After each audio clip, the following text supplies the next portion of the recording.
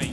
বিড়াল যদি কোনো কিছুতে মুখ দেয় তাহলে কুকুর মুখ দিলে যেরকম হারাম হয়ে যায়, নাপাক হয়ে যায়, বিড়াল যদি মুখ দেয় বিড়ালের জুটা কি হয় না, নাপাক হয় না। এই জন্য বিড়াল পালা জায়েজ আছে, বিশেষ করে ইঁদুরের উপদ্রব থেকে বাঁচার জন্য, কিংবা এমনি আদর করে আপনি বিড়াল পালেন, কোনো অসুবিধা নাই। আপনারা সবাই জানেন একজন সাহাবী ছিলেন, নাম হলো আবু হুরায়রা। নাম শুনছেন না? রাদিয়াল্লাহু তাআলা আনহু। ওনার নাম কিন্তু আসলে আবু হুরায়রা ছিল না, ওনার নাম ছিল প্রসিদ্ধ মত অনুযায়ী আব্দুর রহমান। আরো অনেকগুলো মত আছে ওনার নাম নিয়ে, কিন্তু ওনার নাম পরে আবু হুরায়রা উঠে গেছে। কিভাবে? ওনার একটা বিড়াল ছিল, জামার হাতার ভিতরে এই বিড়াল ভরে অনেক সময় মসজিদে নিয়ে আসতেন। তো একবার নবী করিম সাল্লাল্লাহু আলাইহি ওয়াসাল্লাম তার ওই বিড়াল দেখে, তার সবসময় তার সাথে সাথে বিড়ালটা থাকে, এটা দেখে তাকে বললেন, ও বিড়ালের বাপ। আবু হুরায়রা মানে বিড়ালের বাপ।